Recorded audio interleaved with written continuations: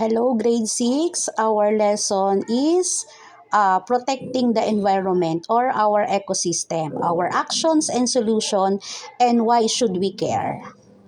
Okay, our environment is home to various species and resources that support human life.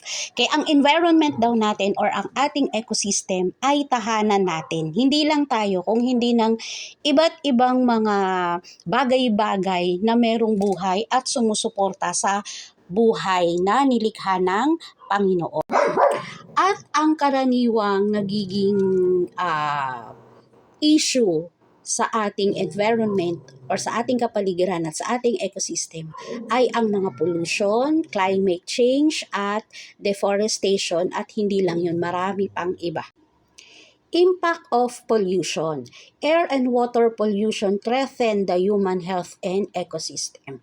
Okay, ang pollution daw po, so sa nakikita niyo, batay sa nakikita ninyo sa picture, ang air and water pollution ay threaten sa ating buhay. Di lang sa buhay ng tao, kung hindi sa ating kalikasan at kapaligiran. Nagiging banta ito na tayo ay magkasakit at masira ang ating environment. Main sources of pollution. Ano-ano ba yung pinanggagalingan ng pollution or yung pinaka malaking nagiging bahagi ng pollution sa ating kapaligiran? Number 1 dyan is yung vehicle emissions. Factories, industrial waste. Vehicle emissions, ito yung mga nanggagaling po sa usok ng sasakyan. Okay, factories, yung mga pabrika na nagbubuga ng usok. And also the industrial waste, yung pong mga basura na nanggagaling sa mga pabrika. Yan yun, yung bawa pabrika ng plastic, yung mga chemicals nila, yun yung nagiging cause ng pollution. And ano ba yung nagiging effect niya sa human health and also sa ating ecosystem? So sa ating health or sa ating mga tao, nakakasira siya sa ating respiratory system. Nakakapagdulot ng sakit sa ating katawan. And also sa ating ecosystem, sa ating environment, nadadamage or nasisira. And also ito rin po yung nagiging dahilan ng climate change or yung pagbabago-bago ng panahon. Kaya sa ngayon marami ang nagkakasakit dahil pabago-bago yung panahon. Sa buong maghapon, halimbawa sa umaga super lamig, tapos pagdating ng tanghali sobrang init, pagdating naman ng gabi sobrang lamig ulit. Yung ang bilis magbago ng panahon na hindi agad na-a-adapt ng ating katawan.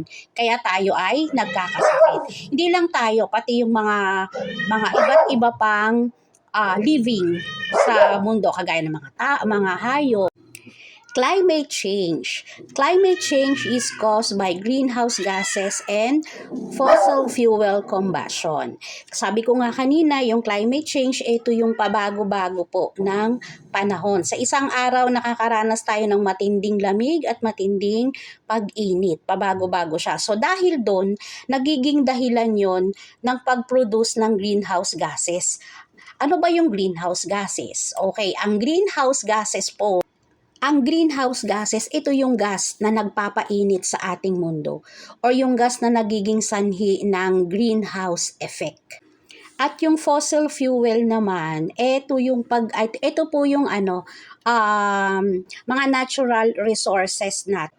Yung fossil fuels, ito yung mga natural resources or yung likas na yaman tulad ng coal or yung uling, mga crude oil, natural gas, yung gas na nakukuha sa lupa at yung mga nabubuo na fuel na galing po sa mga hayop at mga patay na hayop at mga patay na halaman. Ano ba yung combustion?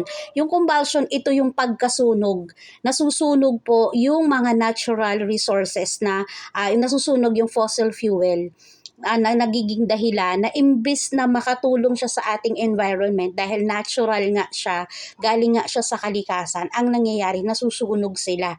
So bakit ba sila nasusunog or ano ba yung nagiging dahilan ng fossil fuel combustion? Okay, yung fossil fuel combustion or yung pagkasunog ng mga fossil fuel natin, ito po yung lumilikha, yung pagkalikha or paggawa ng mga energy na gamit ang iba't ibang bagay. Halimbawa, sa mga power plant, sinusunog nila yung mga coil or yung uling at saka yung mga oil, yung mga natural gas, pakukuluin nila yon para makagawa sila ng steam na nagpapaikot sa turbine at lumilikha ng kuryente, yung mga power plant po natin. So, syempre, nagpo-produce po iyon ng carbon dioxide na siyang sumisira din sa ating kapaligiran. Andyan yung transportation dahil sa mga gasoline, yung pagbuga ng maitim na usok, andyan yung industrial, yung sa mga pabrika, at also yung pagpapainit ng gas sa mga, yung pagsusunog ng mga basura natin, hindi yun nakakatulong. So, nakakasira siya sa ating environment. Next is deforestation. Deforestation is caused by tree cutting for agriculture and urbanization.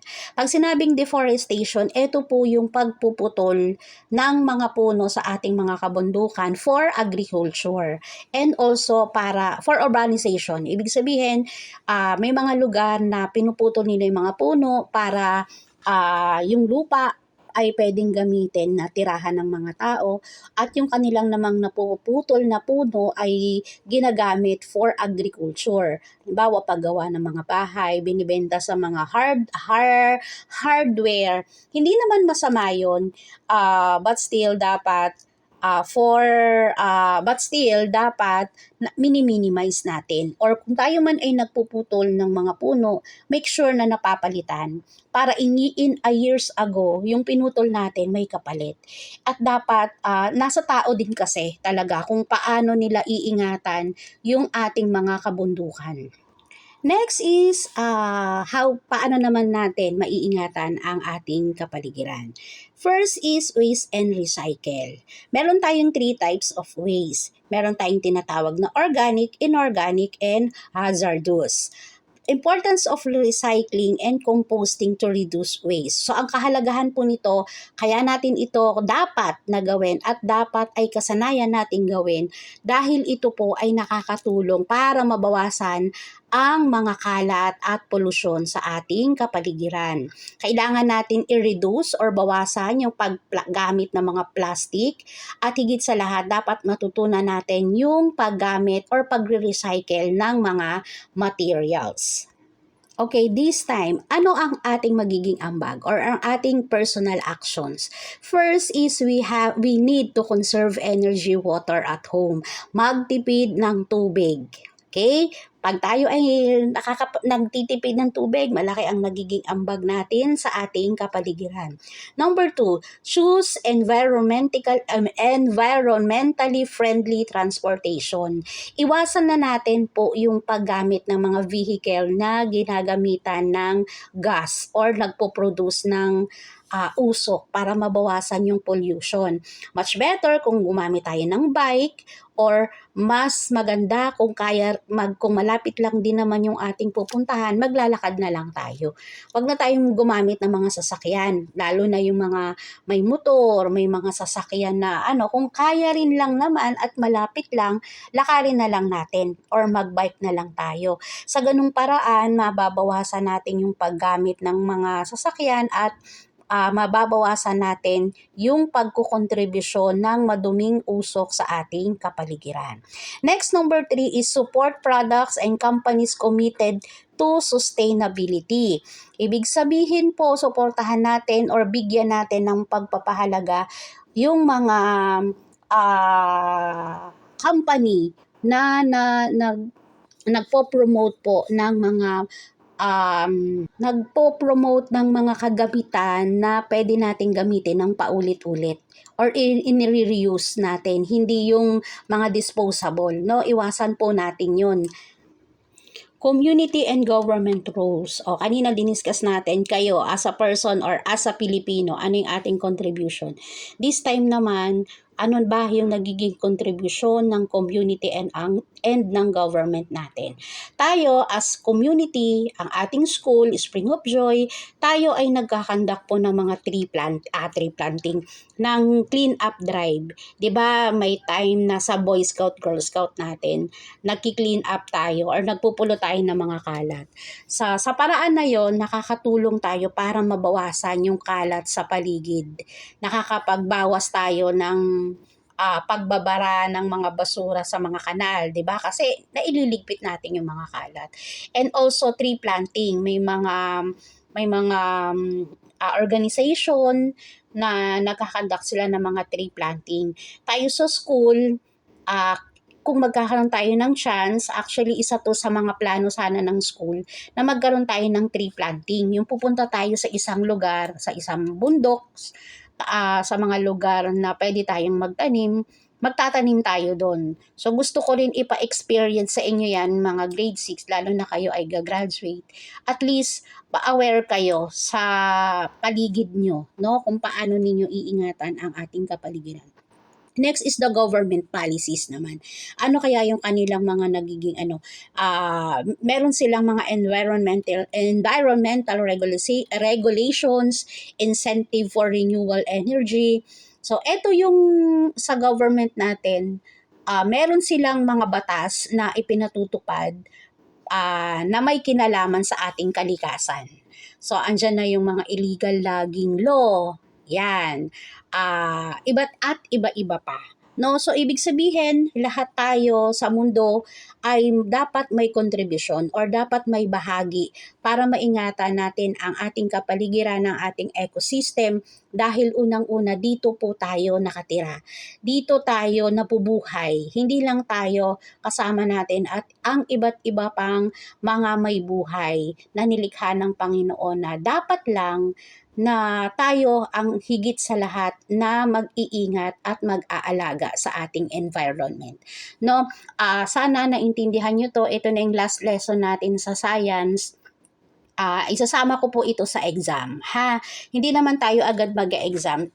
Kung magkakaroon tayo na ng chance na mag face-to-face na next week, hopefully na makapag-review tayo before kayo mag-exam. No? I-evaluate muna namin kayo lahat ng subjects kung naintindihan ninyo yung lesson bago tayo mag-exam. Hopefully mag-ingat ang lahat, grade 6. Kung magagawa pong kopyahin ito, kopyahin kasi wala to sa module, ha? Itong pinag-aralan natin, diniscuss ko sa inyo, wala po ito sa module. Kaya gawain, kung makakayang kopyahin, para po may ma-review kayo. Good luck. Good night, grade 6, kasi gabi ko to. At pasensya kayo sa kahol ng aso, maingay, ha? Mag-ingat po ang lahat, grade 6.